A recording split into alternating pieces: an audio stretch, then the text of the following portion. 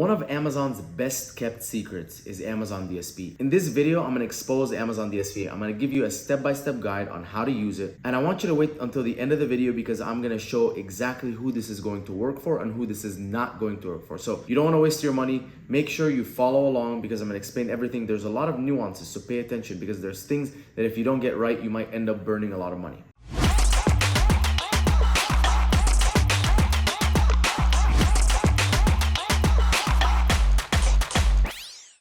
Welcome back to the channel, guys. My name is Mina, Elias, aka the Egyptian Prescription, and I am the founder of Trivium Group, an Amazon ads agency. We run a lot of brands on Amazon, over 150 brands. We do Amazon PPC, DSP, creatives, SEO, all that kind of stuff. And so I've been diving deep into Amazon DSP. This goes back 2 years ago when I first got my own seat, and I actually spent a year mastering Amazon DSP on my own account, MMA Nutrition. And there was so many nuances. And before starting my agency, I interviewed a lot of other agencies on using Amazon DSP back when it was just MMA Nutrition. And I found out that there's a lot of shady people are doing, and I want to expose all of that in this video. This is not to talk down on anyone, but make sure that you understand what's going on so that you don't get scammed. And in the description below, I'm going to link a full guide to this Amazon DSP just so you don't have to memorize everything. It's in something called the toolbox, the Amazon Growth Toolbox. And in that toolbox, you'll find a lot of other free guides. But anyways, let's get right into it. What is Amazon DSP? Amazon DSP stands for Amazon's demand side platform. And what that means is it's programmatic advertising by Amazon. Now, in layman terms, think of like Men's Health magazine, or think of like any of those big blogs on the internet. They're pumping out a ton of content every single day, 10, 20, 30 articles a day. They're bringing in millions of visitors to their site. Why do you think they're doing that? Because they want to sell ads on their site. So they're saying, we're bringing millions of people to our site.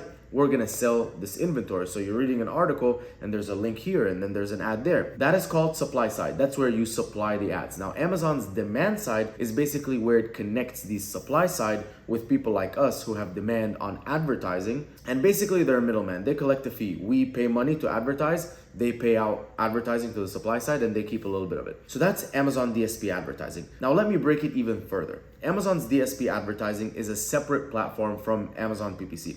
So it's not like Campaign Manager, it's its own separate entity. You actually have to get a seat. So I fought to get a seat. I had to commit to $100,000 a month minimum in ad spend. And we spend now like $800,000 a month on DSP because we have a lot of clients. But most brands can't afford to do that. And so it's very hard to come by a seat. But once you have that seat, you get access into Amazon's DSP platform. This is where you can advertise for literally any product. And what you do here is you basically have audiences, so people that you're going after, and you have placements, where you're gonna show the ads. You also have creatives, what you're gonna show the ads. And then there's a few other nuances. Now let's talk about audiences. Audiences is the thing that makes Amazon DSP super valuable because you get access to Amazon's first party data. I'm talking about people who viewed different products on Amazon, people who purchased different products on Amazon, people who are new home buyers, or they just had a newborn, or newlyweds, or all of these different kinds of things. Amazon has that data and it sells it to you. Now think about this. How valuable would it be if you could figure out people who viewed your product but didn't purchase yet? Or people who viewed a competitor's product but haven't purchased yet? Super valuable.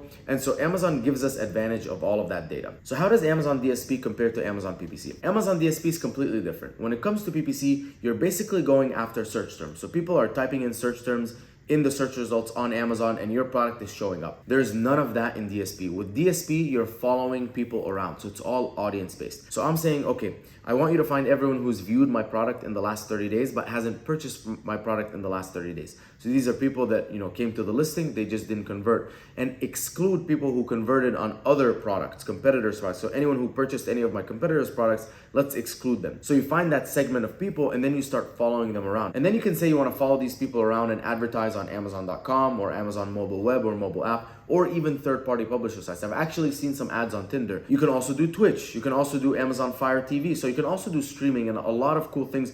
But the point is you're following these people around. So next, let's talk about the structure of Amazon DSP. The way that the structure works, like campaign structure and that kind of stuff. You have an order. An order is basically like a campaign, or I like to call it a funnel segment. So it's basically what product are we advertising and what funnel segment are we advertising in. Funnel segments are basically like loyalty, competitor targeting, complementary product targeting, in market, and I'm going to talk about a funnel in detail in a second. So you have the order, and under the order you have the line items. The line items are almost like ad groups. Now in each line item, you have to have a few different things. You have to have an audience, you have to have creatives, and you have to have placements. Audience is who you're targeting. Creatives is what you're showing them, and placements is where it's going. There's a lot of other settings as well, like budget and frequency, when you're gonna show, and then settings like, what's the goal? Is it a conversion goal? Is it, awareness? But generally, all you need to know is orders of the campaigns. You're gonna pick a funnel segment, and that's what you're gonna set as the order. So one product, one funnel segment. And then under that, you have the different line items.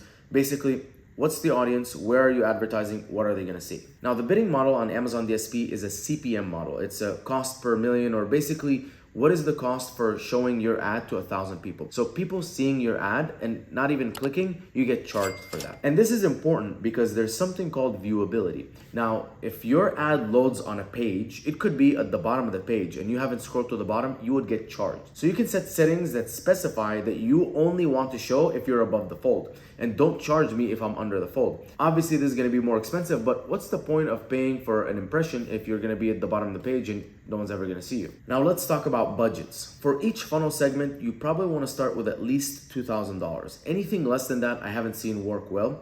So $2,000 per funnel segment. Again, I'm gonna talk about the different funnel segments, but the incredibly annoying thing about Amazon DSP is that you have to wire the money to them. So here's how it works. You hire me as an agency, you have to wire me the money, then I spend the money on ads, then I have to wire Amazon the money that was spent on ads. It's incredibly annoying. It's not like you can connect a card to an advertiser and they could just auto bill you. This happens once a month. So that's one of the downsides of Amazon DSP, is their billing model. And there's also something to be aware of, and it's something called the agency fee. It's actually a hidden agency fee. So in the Amazon DSP platform, what I can do in the back end is set an agency fee, let's say like 10%. And what that will do is you wire me $30,000, I spend that $30,000 on Amazon. Amazon shows that I spent $30,000, but it keeps $30,000 unspent, and it says that that's the agency fee. So actually, agencies could be skimming off the top. You have to make sure that in the settings, there's no agency fee if you're paying a retainer, or confirm that the agency fee is what you agreed on. Now let's talk about audiences. What are the different audiences that you can build in Amazon DSP? So there's views and purchases of products. These are the most powerful audiences, in my opinion, that you can build. Views is basically anyone who's viewed any product on Amazon. Purchases is anyone who purchased any product on Amazon. So let's do this. For example, LMNT is a big brand. They're spending a ton of money off of Amazon, and I want to take advantage of that. So one thing that I can do is I can say, show me everyone who's viewed LMNT's products but has not purchased LMNT's products in the last 30 days and has not viewed me or purchased from my competitors in the last 30 days. So this is unique audience, someone who hasn't viewed me, viewed LMNT but didn't purchase, and hasn't purchased my competitors yet. Obviously, you can understand why that's so valuable. Now, there's other audiences you can take advantage of, like in market, someone who's in market for a product. So Amazon uses search history data based on your search results on Amazon to see what you're in the market for. Contextual is another type of audience that you can build on Amazon. Demographics is another good one, where if you understand your demographics, you can go after that. But any of those other funnel segments, in my opinion, that's not views or purchases of a product, can sometimes lead to poor performance, because it's good for awareness, but is it good for conversions? I'm not really sure. Next, let's talk about creatives. So creatives on Amazon DSP come in two ways. You can have custom creatives, like any image that you ever want to create, or responsive e-commerce or dynamic e-commerce. I think responsive e-commerce is the best. Responsive e-commerce is basically like sponsored display ads, where Amazon takes elements from the listing and creates the ad. It looks very native, and I think that's a big reason why that performs better than custom creatives, is because people don't recognize it that much as an ad. They're like, okay, it's part of Amazon. But when it's very custom, I think people realize that it's an ad and they're less likely to convert. And then for custom creatives, there's a huge pain in the ass. For every single placement that you're gonna show up for, you have to create a custom image. So I'm talking 16 different sizes for each custom creative that you're gonna launch. That just makes responsive e-commerce so much more attractive to use, because Amazon does all of the work for you. And in responsive e-commerce, you can actually pull a review. So you can go into any one of your reviews on your listing, copy paste it, and then when your ad shows up, it'll show up with a star rating and actually a quoted review and the headline. All right, what about placements? Where can you advertise when you're utilizing Amazon DSP? So there's Amazon owned and operated, which is Amazon.com and IMDb, which Amazon owns. And then there's third-party publisher sites. Third-party publisher sites is literally anyone in the world that wants to sell ads to Amazon. So anyone that's on the supply side that wants to sell ads to Amazon. So think Men's Health or any of the publishers that are supplying different sites and all that stuff that are driving a lot of traffic. So any of those, you can advertise on them. You can advertise on Amazon.com. What I found is that Amazon.com, only Amazon.com, desktop, mobile web, and mobile app perform the best. All the other ones, even if we're talking awareness and whatnot, have not performed well at all for any of the brands that I've run. So let's talk about the funnel. The funnel is the most important part when it comes to Amazon DSP. How do I build the funnel? So each funnel segment represents a goal that I have. At the bottom of the funnel, I'm going with loyalty. Loyalty is basically everyone who's purchased from me in the past but has not repurchased from me. The audience is basically people who purchased from me in the last 365 days but have not purchased again in the last 60 days. This is for a typical supplement brand. If you don't have a product that can be purchased multiple times, this is not applicable to you. But if you're something like a supplement or a CPG brand, you would love this because it's people who purchase from you but have not repurchased from you. And what I always do is I exclude anyone who's purchased from my competitors in the last 30 days because if they purchase from them, they're not gonna purchase from me. Above that, I do cross-selling. So everyone who's purchased from me one product but hasn't purchased another product. So everyone who's purchased product A in the last year but hasn't purchased product B or product B's competitors, because I don't want to go after any of the competitors. Again, if they purchase the competitor's product, they're not going to buy mine. Above that, I have retargeting. So anyone who's viewed my product but hasn't purchased the product. So anyone who's viewed in the last 30 days, I know they're in the market, they viewed my product, but they haven't purchased from me or my competitors in the last 30 days. Again, negating anyone who's purchased from me or my competitors because I don't want to target them because they've already purchased a product. Above that is competitor targeting. That's when we start getting into building new audiences. So that's everyone who's viewed my competitors but has not viewed me and has not purchased me or my competitors in the last 30 days. This is funneling in a lot of new traffic. And it doesn't have to be viewed my competitor in the last 30 days. It could be viewed my competitors in the last 60 days or 90 days. I'll build a bigger and bigger audience. As long as they haven't purchased from me or my competitors in that same time frame, that's good. What that funnel segment does, going after my competitors, builds my top of funnel. It builds my new audience, people who don't know me. And guess what? They're gonna come in, they're gonna click on my product, they're gonna start getting retargeted. Then they're gonna purchase, then they're gonna get retargeted again when they need to refill. So you can see how Amazon DSP is beautiful in really building a brand. Above that is complementary product targeting. Very, very, very similar as competitor, but I'm going after complementary products. So people who purchase complementary products but have not purchased me or my competitors in the last 30 days. Then above that, I go to in-market. So anyone who's in market for my product but hasn't purchased from me or my competitors. And above that, demographic. So anyone who is in the right demographic but hasn't purchased from me or my competitors. Demographic and in-market can get very wonky and they can honestly produce bad results. So I have to test a lot. One other cool thing you can do is audience overlap reports. I can literally find which audiences overlap with people who are purchasing my product. So I can download an audience overlap report and it says something like, you know what, Mina, everyone who's purchased keto products have an 80% chance to be in market to purchase your product. Anyone who's purchased protein powders has a 75% chance to being someone who's gonna purchase your product, in market for your product. And so I can use those audiences to build a lot of that in market audiences. Now, KPIs are very important because you don't want to have the wrong KPIs for the different funnel segments. When it comes to loyalty, the main KPI is ROAS. You want obviously the highest return on ad spend.